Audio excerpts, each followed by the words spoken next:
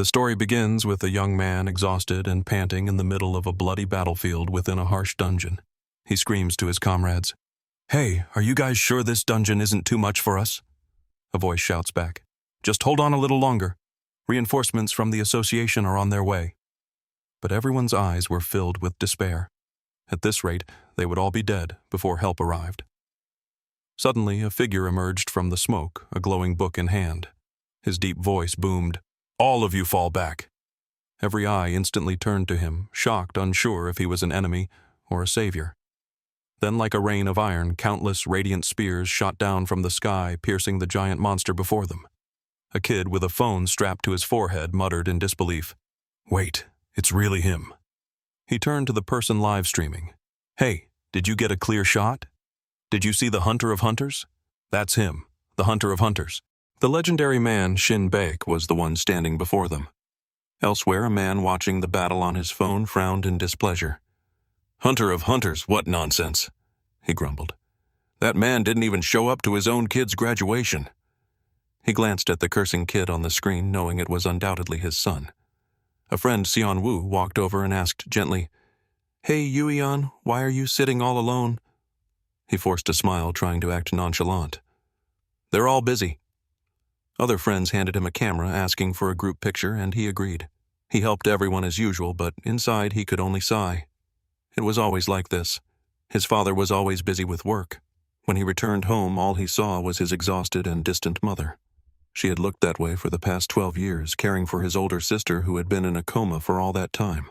Day after day, she performed exercises to keep her sister's limbs from atrophy, clinging to the slim hope that she would one day wake up, just in case she ever did. He asked his mother why she didn't come to his graduation, and she simply replied, "You know why." In a fit of anger, he yelled, "It was just for one day. Why couldn't you spare it for me?" He felt as if everyone in the family only cared about his sister. But then a deep voice echoed from behind him. "That's enough shouting." He turned his head and was surprised to see his detestable father, Shin Baek, the Hunter of Hunters. He was about to ask how he got home so quickly, but his father just said coldly, "How many times have I told you not to yell in the house?" He reluctantly turned away, a bitter smile on his face, and prepared to leave. "Where are you going?" his father asked. "To the training center," he replied. His father's brow furrowed. "I've told you before, with your current abilities, becoming a hunter is impossible. It's better to give up now." But those very words became the fuel that drove him to train more ferociously than ever. Even his coach had to admit, the kid's training harder than usual today. He was different, more intense. He faced his opponent Do Gyom directly shoulder to shoulder, his gaze unwavering. The two grappled, sticking close, their breaths mingling. Then his opponent unleashed a move that forced him back several steps. "Whoa, it looks like he just unleashed a bit of special power, huh?" someone remarked. But the blow felt like it had no force behind it. Instead, the attack wrapped around Yuian's sword like magical smoke. It seemed like energy was coiling around his weapon, as if about to explode, but in an instant it all vanished. Yuian could only lie on the ground, completely defeated, with no idea what had just happened. His opponent, showing no mercy, continued to taunt him. "You almost had it this time," he sneered.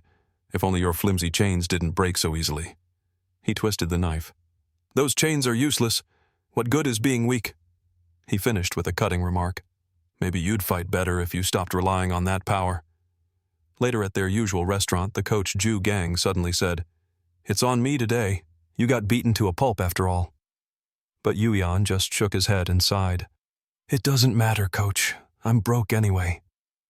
The adults just wanted him to keep training, but his friend Do Yoon wondered, "Why do you even want to keep training? The Hunter Academy entrance exam is over. All we can do is wait for the results." Suddenly, Yuian screamed as if he couldn't hold it in any longer. "No!" he yelled in frustration. "Most of the applicants have multiple abilities or are reincarnators from the future." He ranted, his eyes red. "What the hell? People are coming back from the future, but how does the timeline even work? Can someone explain that to me? And what about me with this garbage ability? What can I do? How can I become a hunter? If I want my father to acknowledge me..." His voice cracked. "I can't just sit at home and wait." Do Yoon, who had been watching quietly, spoke up. "All this just proves one thing. You should just give up. He added, "I've seen it. You're not even comfortable in your own home. If you keep this up when things get tough, you won't have anywhere to go back to." Outside in the pouring rain, a reporter stood giving a live broadcast. "It has been exactly 100 years since monsters appeared in our world," she began. "Decades have passed since these vile creatures began to disguise themselves as humans. They call themselves regressors, beings with a reason to exist in this world. But it's all a lie to deceive people. We must make it clear this world is not their home. These freaks should go back to the hell they came from." As the reporter spoke, Yuion just stood there staring at his phone as it buzzed. The message from the Hunter Academy exam had finally arrived, and to no one's surprise, the fool, the one they called a clown, had failed. Everyone turned to look at him as he screamed, "The place I'm living in is already hell." 10 seconds later, he was just standing there in the rain like a failure. On the ground, his phone was still ringing. It was his mom. He picked it up, his voice trembling. "Mom, why are you calling?" In the next scene, he stumbled home, a look of dread on his face. At the hospital, the doctor stared at the medical chart in utter disbelief. He couldn't believe that someone who had been in a coma for 12 years could wake up in such stable condition. The mother, sobbing, turned to her son in the room and said with a shaky voice, "Go on, say hello to your sister." Of course, the sister who was in a coma for 12 years would awaken with the world's most overpowered ability, making the boy feel even more resentful than ever. Sometime later, his mother said that his sister Yua was feeling anxious and needed the family to be with her to help her readjust to the world. She asked her son to take turns staying at the hospital to watch over her, but he snapped, "I have so many things to do after graduation, it's not like I'm free." His mother replied gently, "But Yua is your sister."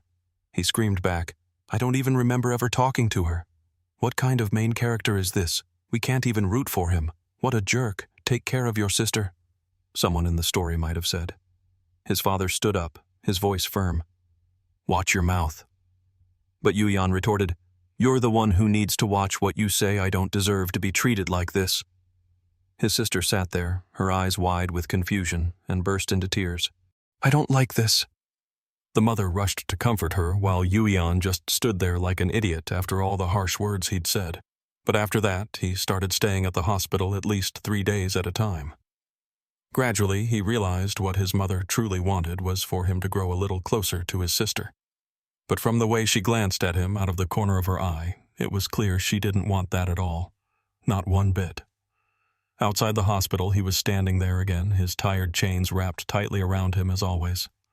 The damn fool still hadn't stopped training, even though he knew it wouldn't make a difference. Even after being rejected, even knowing this training would change nothing. Until the moment he walked into the room and noticed the empty bed. The bed's empty. It's really empty. Outside, his sister was sitting on a bench. He walked out and called her name, and she jumped in surprise, letting out a small cry. He asked what she was doing out there, telling her she couldn't just disappear like that. His sister Yua apologized awkwardly, saying she felt suffocated in the room and asked if she could stay outside for a little longer. He seemed a bit annoyed, but nodded, so he sat next to her, scrolling on his phone to pass the time. Suddenly, she asked if he hated her. He paused, asking why she would think that. She said that he seemed scary now, like their father, and not cute like he used to be. He replied that the last time they spoke, he was only 5, so he didn't really remember what he was like back then. Yua said that she didn't remember much either. Their parents had gotten older, and the two of them had changed completely. She couldn't even go to school for some reason. For some reason, she felt like she was the only one left in this world, lonely, as if she were just floating. In his heart, he felt a pang of empathy. He felt lonely too, didn't he? Then he turned to her and asked, "What nonsense are you talking about? You have me, Mom, and Dad. How can you say you're lonely? Besides, you can always make new friends. Just because you can't go to school doesn't mean you'll be alone forever." This made him think that maybe the Hunter Academy wasn't the only path to becoming a hunter. His coach Ju Gang had never attended an academy. It was too soon to give up. Yua thanked him and said they should go back inside. As he was still lost in thought, he asked her how she managed to get out here. Without a wheelchair, her muscles should have atrophied. But she was floating. She was actually floating. "Give me $1 million right now. How is this so obvious?" He asked what was happening, and his sister explained that during her long sleep she had been living in the pre-world. Yuyan stood frozen, his mouth agape, remembering the reporter's words about those returning from another world being demons, and his father's words that with his ability he would never become a hunter. But now, seeing his sister floating before him, calm and glowing everyone, he was stunned. We are shown a flashback of how powerful she was even before. Their mother had appeared to scold the two mischievous, dirty kids. The children grumbled but promised they would play again tomorrow and went home. But tomorrow was a land no one had ever set foot in. The two of them went home, bathed, ate dinner, and then went to sleep. As Yua lay down, she wondered, "What will I do tomorrow? What's next?" But just then, something strange happened. A peculiar blue fairy appeared. The fairy materialized and announced that Yua had been chosen to go to their world. She then asked if Yua was interested in saving that place. After that, Yua spent about 6 months in that other world. But when she returned, she discovered that 12 years had passed in her own world. Now, back in the hospital, a man from the association was speaking. He was certain that the girl was a returner.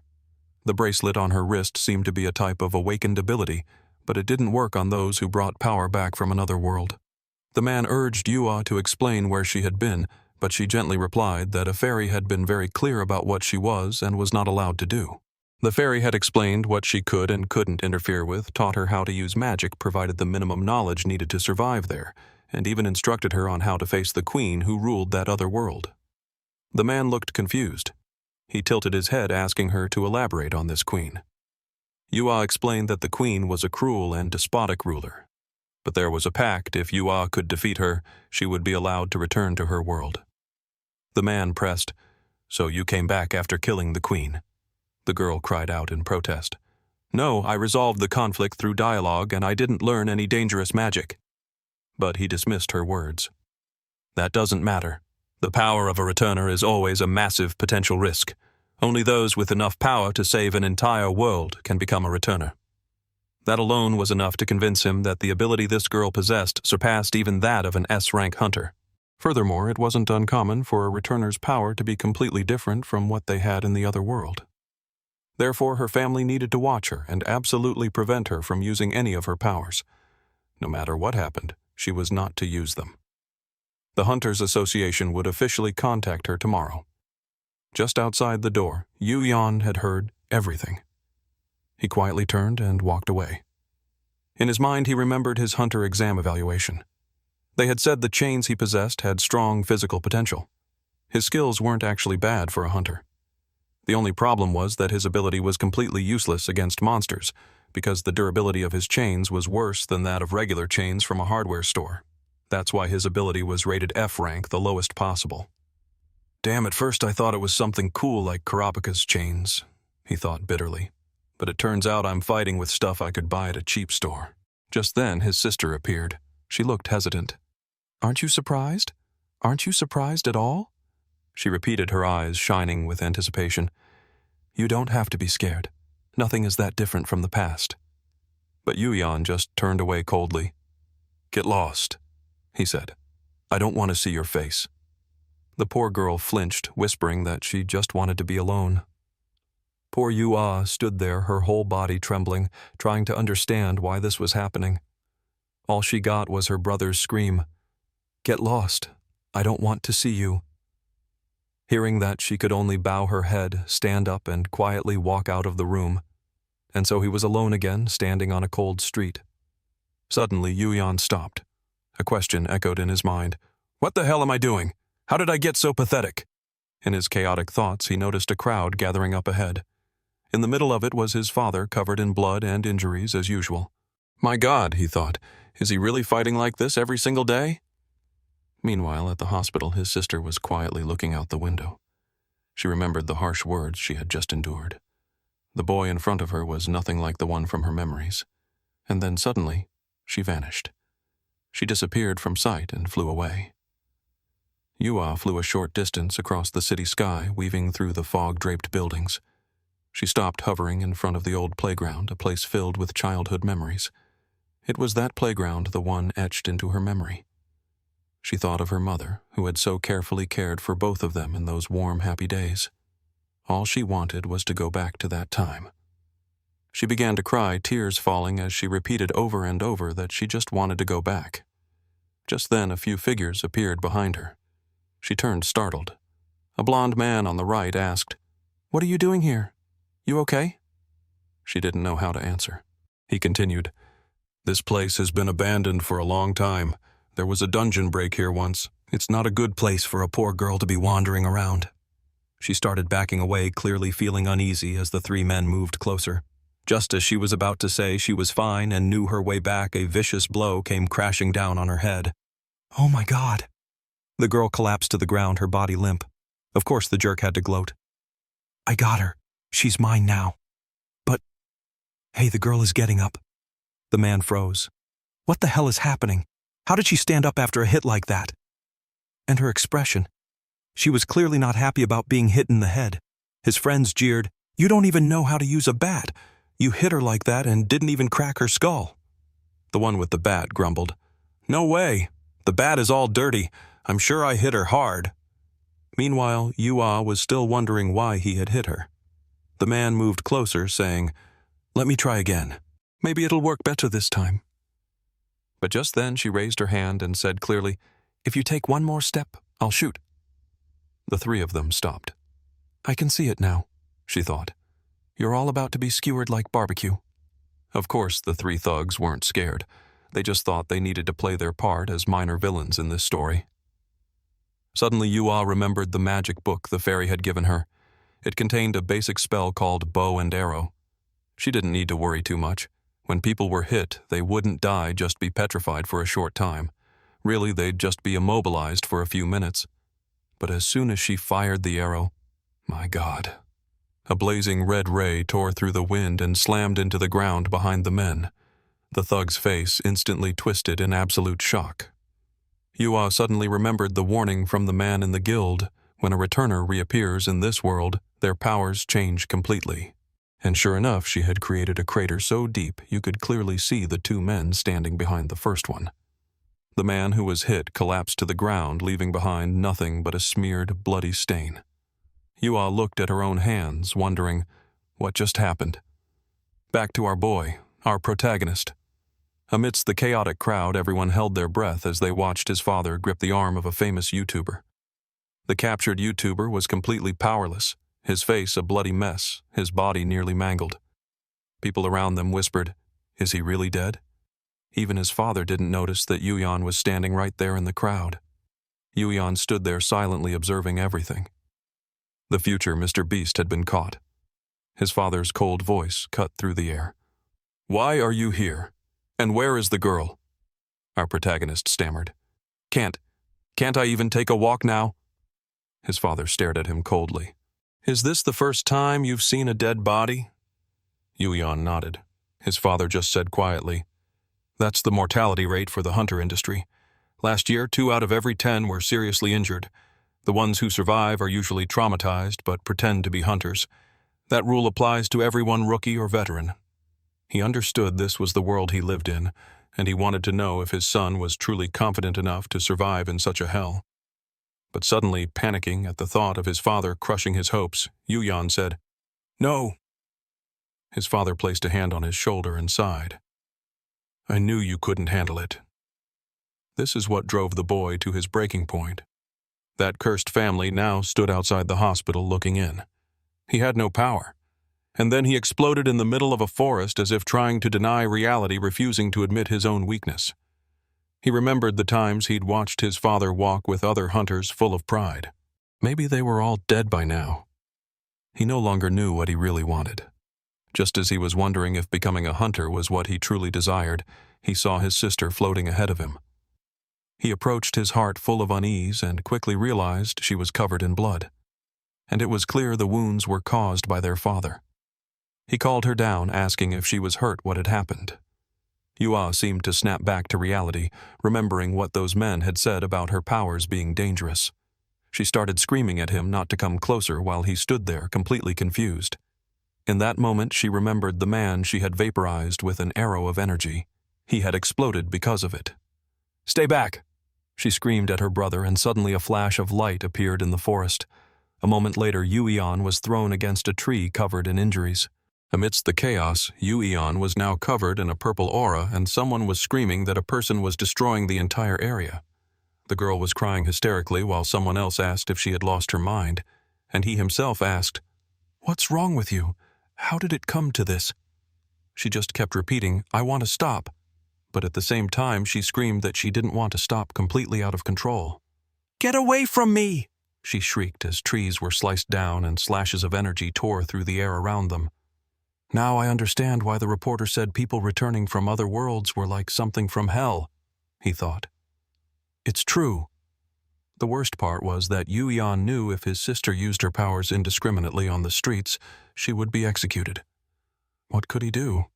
He could try to stop her or call his father, but the police would get there much faster. That's when he started to think of something. He wondered, is there really nothing I can do? Can I really do nothing? He asked, his voice choked with emotion. Is there nothing? But looking at himself, he knew he didn't stand a chance against his sister. The only thing he could really do was run, because none of this was his fault. But then suddenly he saw a small child standing there staring at him, a little child just staring. Is something wrong? He asked. Meanwhile, his sister continued her rampage, crying and screaming, I don't want to do this anymore.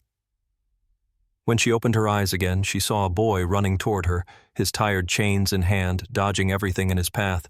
He shouted, asking if she could hear him, telling her to calm down. In that moment, Yu-Eon remembered his father's words about the high mortality rate of hunters. He wasn't even an official hunter yet, and he was already risking his life like this. But at the same time, he came to a conclusion. Risking your life is what a hunter does. He yelled again, telling her she needed to calm down to break through the chaos in her mind. Yu-Ah began to wonder why he was being so reckless for her. She wasn't the person he used to know. Just then the fairy unexpectedly took her hand and asked, What's the problem? You're the heroine who saved their world. But Yu-Ah replied, No. In that world she was just a physical adult with no friends, a dangerous person who had killed many as soon as she arrived. Everyone hated her. But the fairy said that wasn't true. At the very least, she had never seen anyone risk their life to save someone they hated. The chains drew closer, and in the next scene, Yu-Ah was hugging her brother, sobbing before taking off. The problem was, the police were surrounding the area, so things weren't going to go smoothly for her. Not at all. Yu-Eon felt like a little kid, happy that at least he had managed to do something. Another person appeared, asking his friend if he saw what that kid just did. The incident was then handled by the police, who ensured nothing was leaked to the media. But the result was clear. Yu-Ah was finally arrested. A warden appeared and announced that visiting hours had begun. As she was led down the corridor, she remembered the image of her mother crying so much after hearing her daughter would be arrested. When the door opened, she thought it would be her mother, but standing there was her father. She sat down, exhausted, and tried to explain everything, but he cut her off, saying he was there to get her out. One of the ability users who had spoken to her possessed the power to read memories. That person had seen in her memories that Yu-Ah had been attacked first and had only fought back in self-defense. By law, the use of power in that situation was considered justified. Therefore, she couldn't be imprisoned for it. For someone who had just come from a fairy world, Yu-Ah didn't understand the concepts of justifiable action or legal self-defense. But her father explained it simply, she was not guilty, and that's why she was being released. Awkwardly, she started to say that she had killed someone, but her father told her the man she shot didn't die. There were many people with the ability to heal any wound, so he was probably fine. The healers in this world were incredible. The man was okay. Yu-Ah just sat there crying, saying she felt relieved. Her father said nothing. Then the woman with the glasses asked, Are you done? He was standing outside. Yes, I'm here, he said. The woman then explained that they couldn't afford the hospital bills and that he would surely be held responsible. The father just replied with a sense of relief. It's okay. I'm actually relieved it will end this way. The woman told him not to worry, as everyone there was indebted to the great hunter Shinbek. What she really wanted to know was why he was so certain. The person she attacked was clearly dead.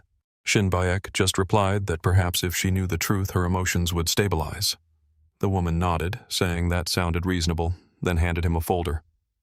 Take this there. He opened the document. It was for his daughter. Suddenly his brow furrowed. Who sent this? he asked, his voice filled with suspicion. It was undoubtedly the man who had called earlier. He must have sent this troublesome mess. Meanwhile, Yu Yan, not yet fully recovered, was already back to training. His natural talent was on full display as his chain hit a single soda can. Just one chain hitting one can? He was standing in front of a man who looked completely unimpressed. He wanted to know who this lunatic was, but his coach just said, "I don't know either." The man told him not to worry about it and just keep training. But Yu Yan retorted, "I can't focus with this damned commentator babbling next to me." The man shot back, "Really? Are you saying you can't focus on a real battle just because of a small thing like this? If someone eating potato chips next to you can distract you, then you are clearly not ready." Just then, Yu Yan stepped forward. "Old man, do you know me?" he asked, looking ready for a fight. Someone was about to talk about how hard they'd been training, but the man just stood up and said, "I don't care. I admit the kid has good physical specs, but his skill level is terrible. He didn't even notice I was standing behind him for a full second. The chains you create from your own energy are awful because you have to constantly expend energy to control them, not to mention every attack uses too much force and has no precision. You need to understand something: professionals never need to use that much power." The man picked up a bag of potato chips. "This is how it's done." With a single flick, a chip shot out and pierced all the cans. "Got it?" he asked. The kid was frozen in shock. The craziest part was that the bag of chips wrapped in the man's energy was still perfectly intact. While Yu Yan was still wondering who this guy was, the man stepped in front of him. "You don't even know your own true power." He then took out a scroll. "This is a tool that can summon returners. I want you to bring it near your chains." The moment he touched it, the item vanished. The man said, "Now I understand. Do you remember what happened at the hospital? I saw it clearly. The moment your chains touched your sister, her power was completely neutralized. In other words, you possess a talent that has never been seen before, the ability to seal the powers of special ability users. Trying to use those chains as a real weapon is just a waste of your talent." Yu Yan, bewildered, asked, "How do you know all this? Who are you?" The man introduced himself. "My name is John, a professional hunter and a professor at the Academy of Special Abilities. I came here today to scout this kid." He pointed at Yu Yan. The boy was completely stunned. "But I already failed the entrance exam," he stammered. John said not to worry. He had enough authority to enroll any student he deemed fit, and with the boy's ability, he was more than qualified. The only question was whether the boy wanted to join the Hunter Academy.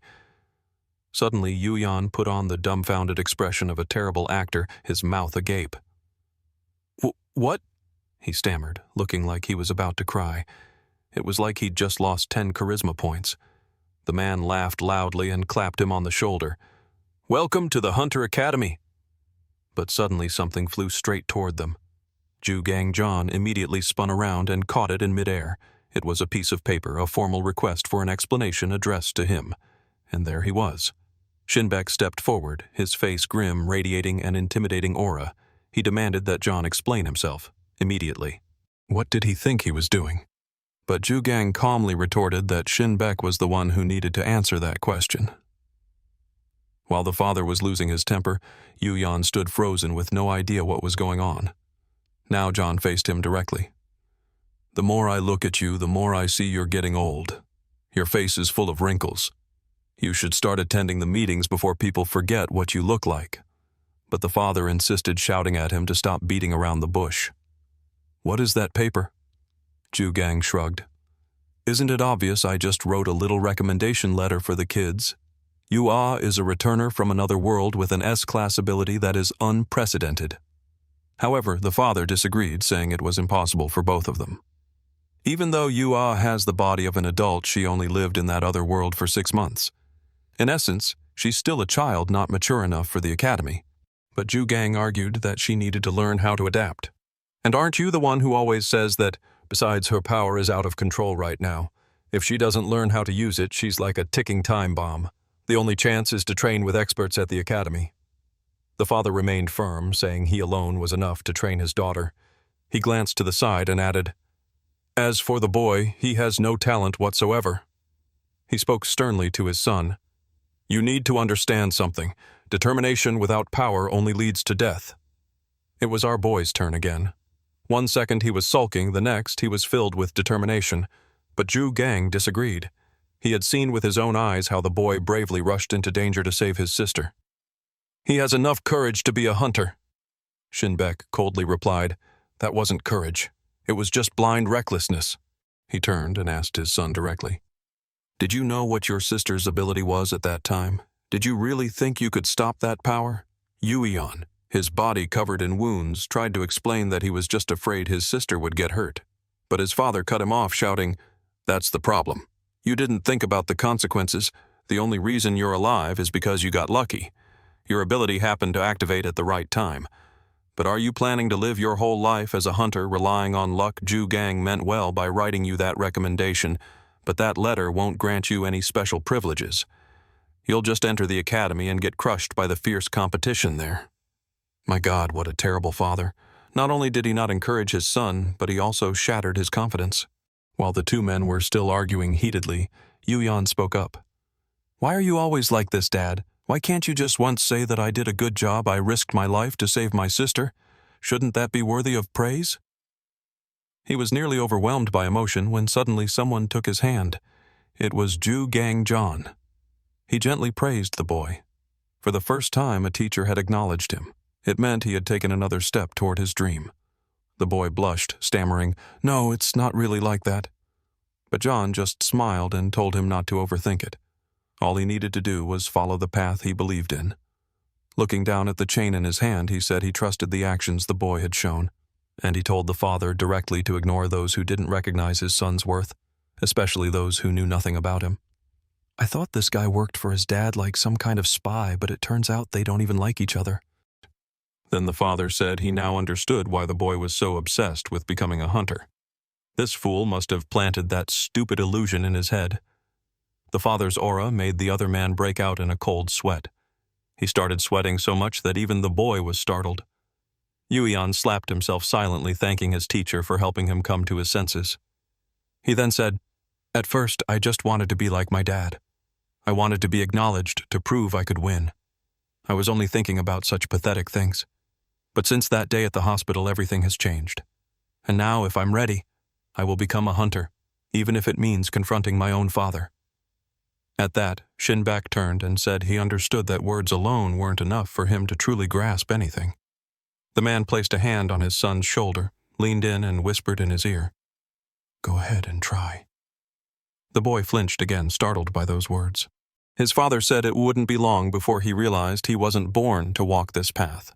He would give him 1 year to get into the student council. If he couldn't even do that, he would be forced to come home. Zhu Gang tried to speak up, but the father just told him to shut up and warned that Yuyan had better protect his sister. "Her ability is still unstable, and whether you like it or not, you going with her is the only option. Make sure she lives quietly at school, and as the first condition, if anything happens, you will be brought back immediately." He asked if his son understood, and of course Yuyan replied, "Yes." He always obeyed his father. The man then let go and turned to leave. The remaining 3 stood there like fools, breathing a sigh of relief, thinking they had just narrowly escaped death. Out on the street, Zhu Gang called after him, asking if he was going too far by making the boy join the student council. "You know, only the strongest can get that position. He's an F-rank freshman. It's impossible." But the father just said that if the boy had the courage to tell him to his face that he wanted to be a hunter, he should at least be able to achieve that much. His friend continued to protest, but then Shinbek said he had never wanted to drag anyone into this path. But remembering his son's words that he wanted to be like him, he turned his head and said that in the end, he was still dragging him along. Meanwhile, at the hospital, Yua was looking at her admission letter, delighted to see it. And so February came to an end. Yuion was still training with his tiresome chains. March arrived with a sudden change. The train for the Hunter Academy students was about to depart. "In the next chapter, what's happening? Why does it say he's lying? There are still people inside. The place is burning down. It looks like it's the father, his hands having killed everyone." And he screams, "A hunter shouldn't act like this." Suddenly, he wakes up in bed. He has white hair. It seems this isn't the main character. So who is he? A person with glasses asks if he's okay, as it looked like he was screaming in his sleep. The white-haired boy replies that he's fine. The other person says he must be a new student, as it's his first time seeing him here. The one with glasses introduces himself as Purim, a second-year student. The white-haired boy shakes his hand and says his name is Subin.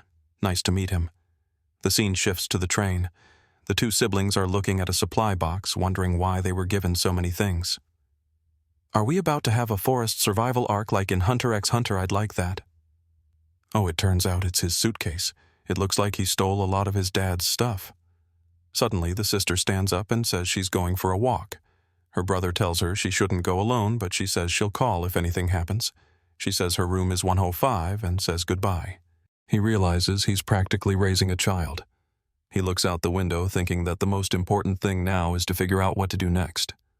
Meanwhile, a blonde-haired boy stands on the deck.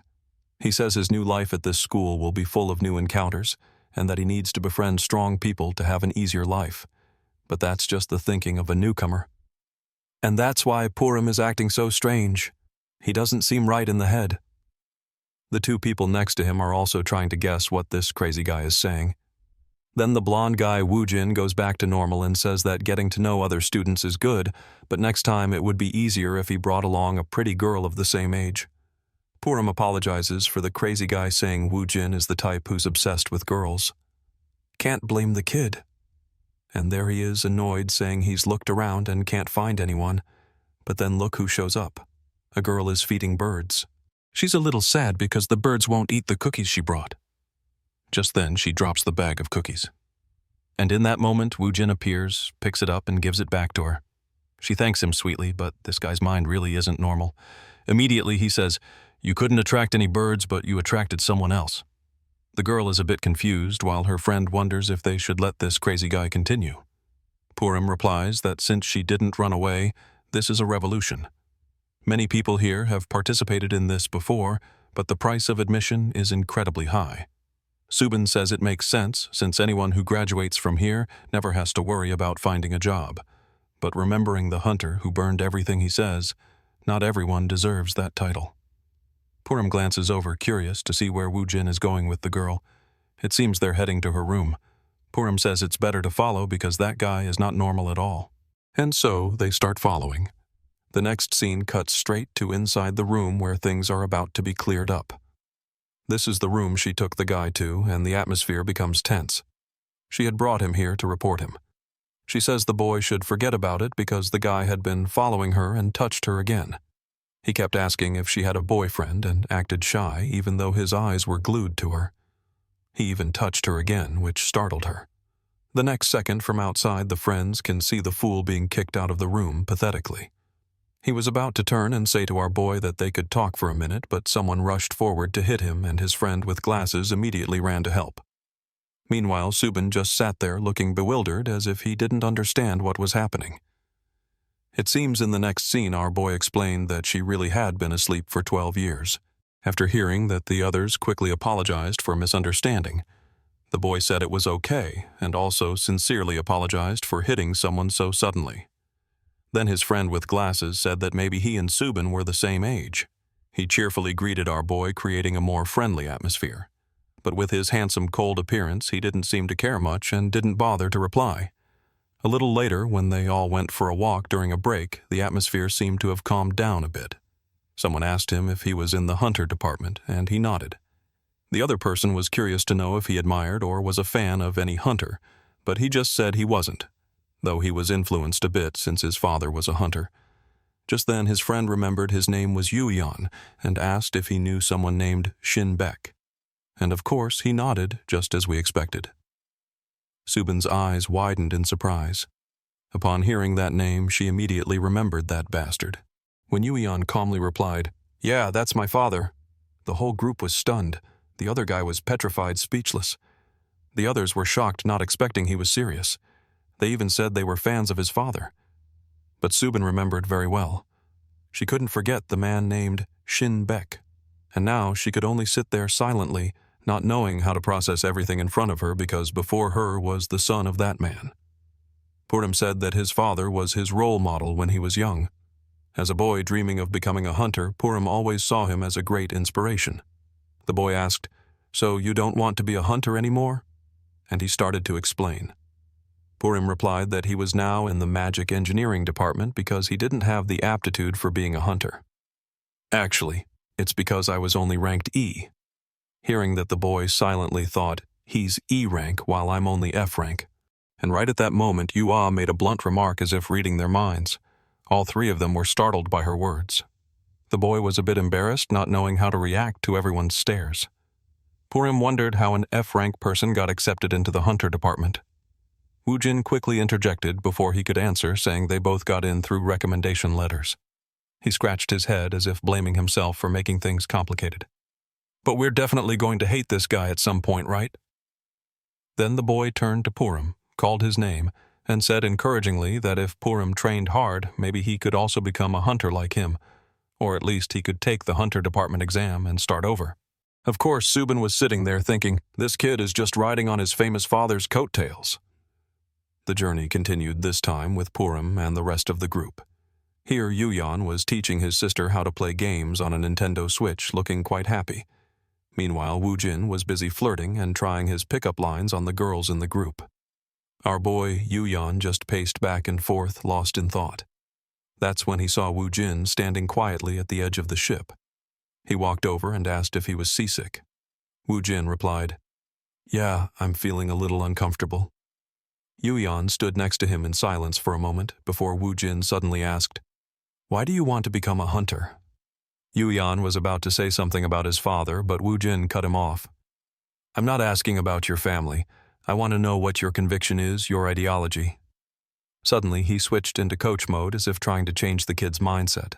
Yuyan remembered a moment from his childhood and replied that he hadn't really thought that deeply about it.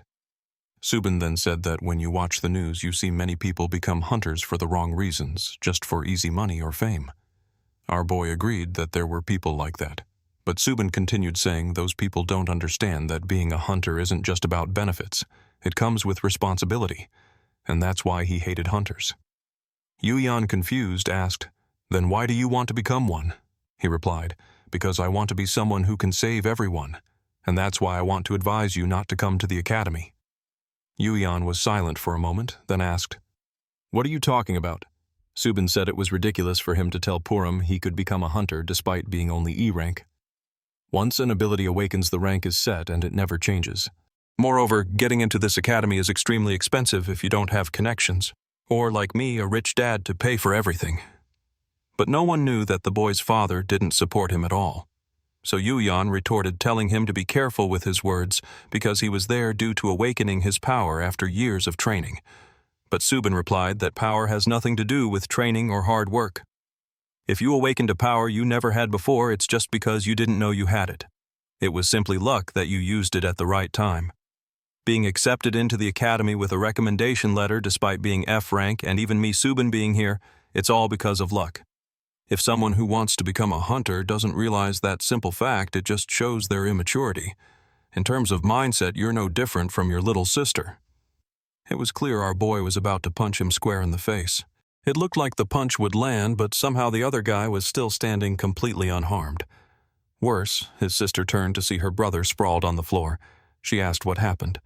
Subin coldly said he tripped but was fine. But Yuyan himself had no idea what happened.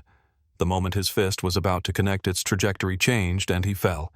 And that bastard turned and said that someone like him who couldn't control himself and just went around hitting people was a disgrace to the honor of hunters.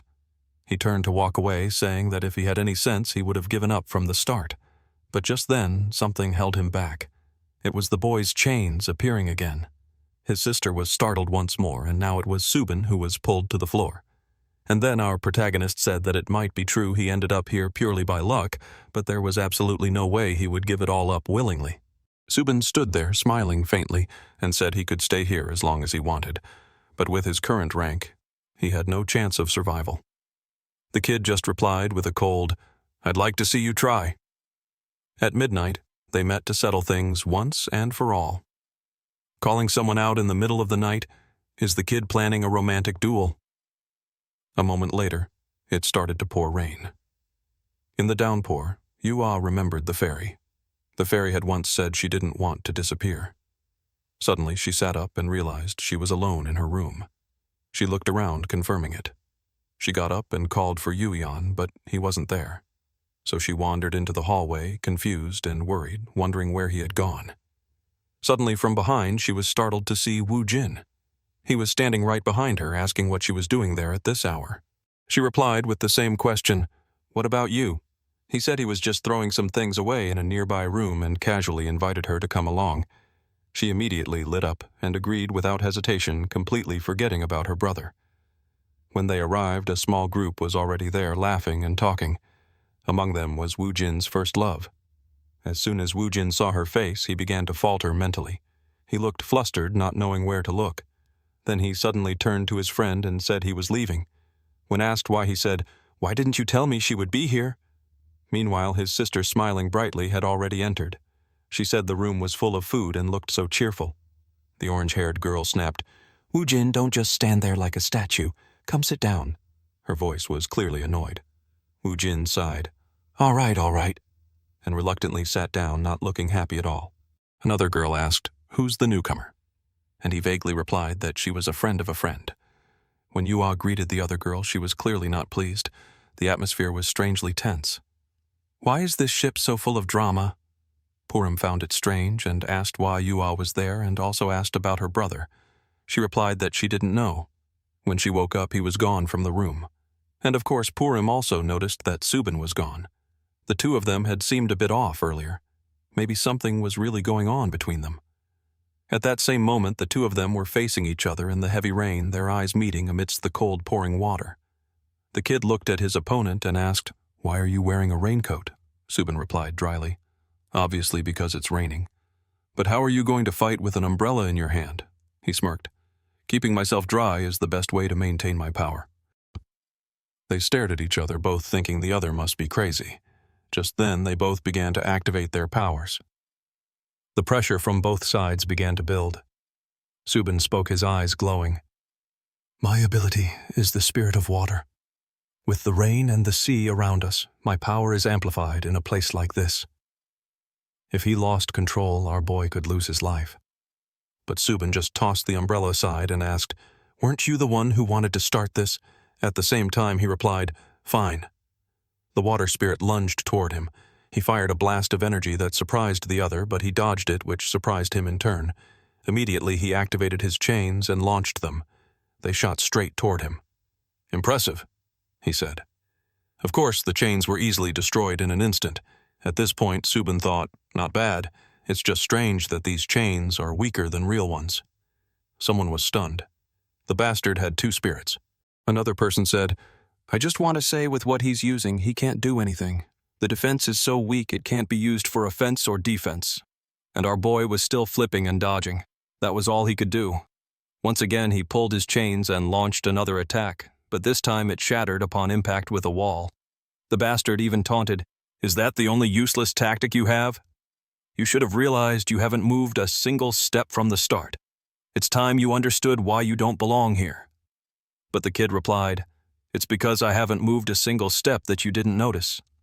When he looked down, small chains had wrapped around his shoes, and the worst part was, the kid had hooked them onto the iron bars beforehand. Before he could react, he was pulled hard and thrown against the wall. The throw was clumsy but effective. And he said, "I keep using the same tactic because it's the only thing I can do." I thought you were about to say something cool, but instead the kid is just humiliating himself. Now it was true. He had embarrassed the other guy by saying he was bluffing. He bluffed because it seemed his rank wasn't very high. It was a shame because if he really had a high rank, he wouldn't have been beaten by an F rank like the kid. Subin's expression changed. "All right, let's get serious." Yuyan replied, "Bring it on." But now we returned to the room with the buff guy. In that room, he was yelling, "This is theft." It seems the girl had just pulled an SSR rank character with all steel stats. She looked a bit flustered, saying, "It was just luck." Her friend asked, "What is this?" And they explained it was a boss game. The game apparently analyzed the player's power and created a corresponding character. Holy crap, so that girl is really S rank. That's insane. Now it was Purim's turn. She pressed a small button and created a B rank mage. She told him to try it out.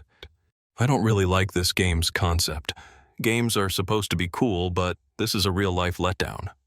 But Purim explained that the technology used in this game was the same as what he used in his training device. He had given the device to Yua and told her to try it. Luckily, the device didn't activate, but Yua was sad. She wanted to know why because she didn't understand either. The blonde guy was clueless too. No one understood what was happening. The orange-haired girl said maybe Yua was too weak or didn't have enough energy. Suddenly, the device chimed, reporting that it couldn't analyze player number 5's ability and estimated that she might be a time regressor. The game said it outright, accompanied by an image of a girl being tortured. The group was stunned. And then Yua received a random secret job. Everyone was excited and jealous, saying this was crazy. Woojin turned and asked if it was real. Then he remembered Ju Gang. He had warned Yua to keep it a secret at all costs, that she was a returner from the future. Yua had asked why she had to hide it, and Ju Gang explained that most returners brought a lot of trouble. For example, her who had lost 12 years of her life. Therefore, they had a hard time integrating into society, often committed crimes, and were despised by everyone. Many called them walking disasters. With a reputation like that, it was best not to let anyone know, or she would be judged harshly. Back in the game, she awkwardly tried to explain everything. She stammered, not knowing where to start. Woojin told her to stop beating around the bush and just say it. He really wanted to hear her story. It seemed he was even eager to know what the other world was like and what had happened there. In the end, Yua received the Dragon Slayer class, making everyone curious about her identity. Although everyone seemed excited, she should have hidden this. But poor her, she was still just a weak and easily excitable child, especially when no one seemed afraid of her. The brown-haired girl said they didn't care about that, and in that moment, Yua lit up. "All right," she said, deciding to tell them everything, even though the orange-haired girl was clearly not happy about it. Immediately, the orange-haired girl Midori interjected, saying that regressors often had to face countless monsters and enemies. She then asked if Yua had ever killed anyone. In that moment, Yua remembered the man she had punched a hole through. But just as things were getting interesting, we are pulled back to the showdown with Subin. At that moment, Subin was speaking, as if before a tribunal. He said his opponent was down on the floor. "It's a shame," he said. "Even on the stage, his techniques and tactics were quite good, but it still wasn't enough. In the end, he still fell." And with that, perhaps he would also realize that sometimes the power others receive so easily far surpasses all of one's own hard work. That's why many people give up on their dreams just because their rank is too low. Meanwhile, there are those who suddenly receive abilities and become untouchable. That's how the world is. Power, background, even abilities have limits for those who only rely on strength. And when he entered the Hunter Academy, he would realize there were people far more ruthless and powerful. In other words, he would only end up there to suffer. But our boy was different. He said that his father wasn't even an Esper. My father wasn't even S rank, not even A rank when he started. Yet he achieved more than anyone A rank or above. He cleared countless A and S rank dungeons, saved countless people. He did all of that through pure effort. Even as an F rank hunter, I won't give up so easily. Subin said he knew a lot, thanks to his father. Then he asked, "Do you remember the S-rank gate that appeared in Mappo City 7 years ago?" Yuion frowned, asking why Subin was bringing that up so suddenly. The other replied that the gate had ended with countless casualties, not just from the monsters, but also from the hunter's powers. Many people had died. The protagonist asked again why he was bringing it up, and Subin said it was because no one criticized what happened that day anymore. Someone was about to say that the hunters back then must have had their reasons, but Subin interrupted, saying, "My father was the one who killed my little sister. It's ridiculous that he said he had no choice but to sacrifice many to save a few. A hunter should protect everyone." Once again, he asked what Subin was trying to do. Subin had been listening from the side, wondering why he had to go through all this and what kind of hunter he wanted to become. As all this was happening, a stranger was silently listening from a distance, quietly observing everything. And of course, we now return to the exact moment the orange-haired girl asked if she had ever killed anyone. No one could say anything clearly, so Yua became extremely flustered. She stammered a few words, then suddenly stood up, saying she was going to the restroom. Her hand was on her chest, looking a bit embarrassed, and she ran off. The fool burst out laughing, and Purim turned to Midori, asking why she had brought that up for no clear reason. Midori looked a bit embarrassed, apologized, and said, "But that girl is in the engineering department." But even Purim said no, she was in the hunter department. Immediately the girl's expression changed and she said that if that was the case, she wasn't ready. A hunter doesn't just eliminate creatures. Sometimes they have to kill people too.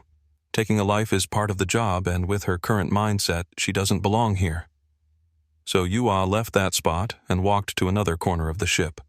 Her heart was pounding and she kept wondering why she had run away like that. All she needed to say was, "I've never killed anyone." But just thinking about the moment she used that arrow made her heart race. She still felt she didn't deserve to be here.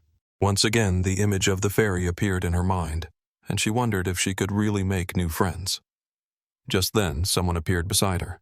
It was the girl who had also appeared in the game. She said hello and introduced herself as Modin. She asked if Yua wanted to go back to the room to play, but Yua just shook her head. The girl said it was a shame because it was the first time she had seen someone get a secret class. Yua apologized and said she wasn't sure she wanted to participate anymore. Thinking about what she had been through scared her. Modan said she completely understood. "I woke up late. By then I was already a high school student. The problem was it happened in the middle of class. I lost control and most of my friends were seriously injured. But even so, I still believe in myself and I won't let anyone threaten me, especially since I've regained control and survived it. All I need to do is try my best to make sure something similar never happens again." Then Yua remembered the time she had spoken with Sayon, the fairy of dreams. She had asked Sayon if there had ever been a crying stone there, and why it moved the human clouds. The fairy explained that she had simply talked to it, and then the stone disappeared. Yes, it was really a crying stone, and now it all made sense. The fairy explained that she had shared her pain with the stone, and because of that it felt lighter and left. Because those were cloud stones, the human clouds all shared the same tears, and from that many friendships were formed. Yua smiled and said the fairy was right. All she needed to do was try. As they were about to head back to the deck, a sudden attack occurred, catching their attention. They followed and, of course, got caught in the middle of the protagonist's battle right at the moment Subin was talking about the incident in Mappo 7 years ago. Someone replied that no one blamed his father because he wasn't at fault. He had his reasons and it was necessary. Just then a boy shouted that his sister had died and that his father was a murderer. Yua was startled and hid, trying to understand what they were talking about. She only heard one thing clearly. 7 years ago, her father had killed Subin's sister.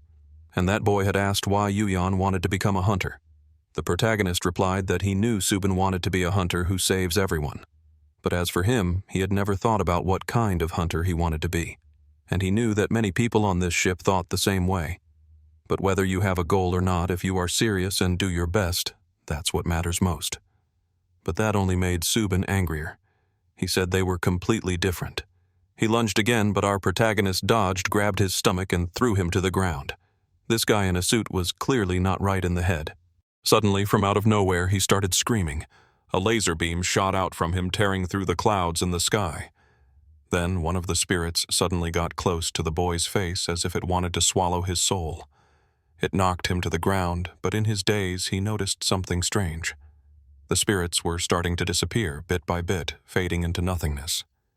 Just then someone appeared again. This time he landed a punch right in the middle of his face, and in that moment he realized that someone had placed a power seal on his arm. It must have been when he lunged and grabbed him by the stomach. What he couldn't understand was why a mere student would have such an item. It was clear the bastard had stolen everything from his father. And then he said that in the end he was still beaten up as usual. Subin in a rage lunged again while his sister was worried, not knowing what to do. At that moment someone else appeared beside them, asking what was happening. In the middle of the fight, Subin kept wondering who this person was to have such a meaningless goal yet be so serious about it. He said that whatever the goal, what mattered was that his actions were completely wrong. They were not alike at all. Then Subin remembered the fateful day of the prom. When he woke up, he was in the middle of a desolate desert in an unidentifiable place. All around him were the rotting corpses of those who had died and been buried that day. He had run endlessly through the ruins, wondering why this was happening to him. Was it some coincidence that he deserved to suffer such a hell? The ground was stained with blood, but the night sky was full of bright stars. He stumbled and fell to the ground. Amidst the tragedy, he silently asked why no one was helping him. If they were real hunters, they should have saved everyone there. Then he saw an illusion of his future self saying he would become the person he himself had once needed, someone who could save everyone. Now he remembered Yuion's words that they were similar, but he was sure that wasn't true because they were clearly completely different. The reason was that he always wondered why the strongest hunters only used their power for selfish purposes. And then he told Yuion that he needed to be more serious about all of this.